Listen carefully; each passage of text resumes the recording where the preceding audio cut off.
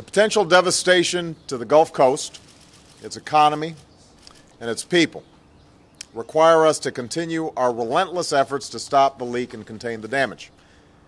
There's already been a loss of life, damage to our coastline, to fish and wildlife, and to the livelihoods of everyone from fishermen to restaurant and hotel owners. I saw firsthand the anger and frustration felt by our neighbors in the Gulf. And let me tell you, it is an anger and frustration that I share as president. And I'm not going to rest or be satisfied until the leak is stopped at the source, the oil in the Gulf is contained and cleaned up, and the people of the Gulf are able to go back to their lives and their livelihoods. Now, the most important order of business is to stop the leak.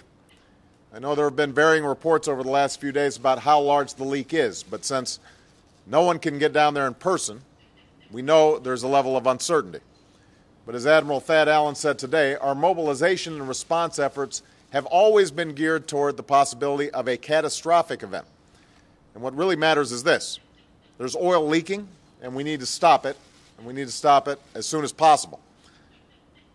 With that source being 5,000 feet under the ocean's surface, this has been extremely difficult.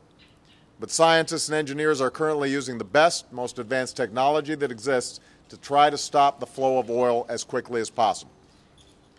Our second task has been to contain the spill and protect the Gulf Coast and the people who live there. We are using every available resource to stop the oil from coming ashore. Over 1 million feet of barrier boom have been deployed to hold the oil back. Hundreds of thousands of gallons of dispersant have helped to break up the oil, and about 4 million gallons of oily water have been recovered.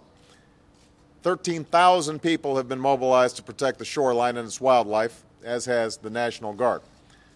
And this week, we also sent to Congress legislation that would provide us with the additional resources to mitigate the damage caused by this spill. And I asked for prompt action on this legislation. Now, it would help with cleanup efforts.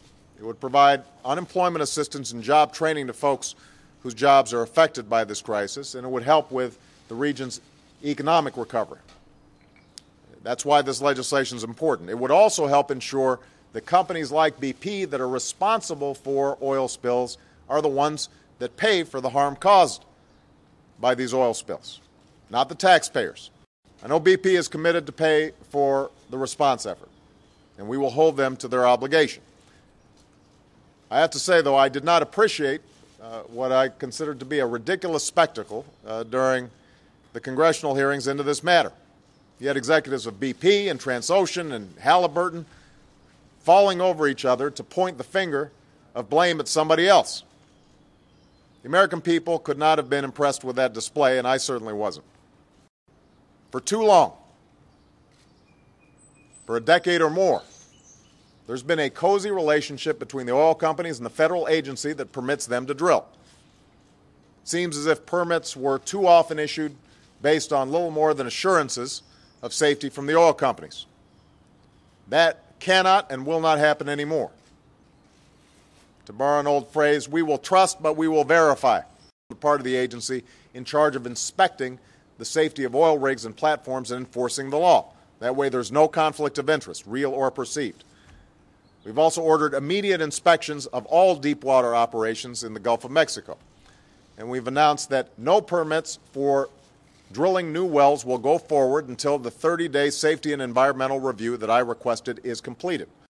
Domestic oil drilling continues to be one part of an overall energy strategy that now includes more clean, renewable energy and energy efficiency than at any other time in our history. But it's absolutely essential that going forward we put in place every necessary safeguard and protection so that a tragedy like this oil spill does not happen again.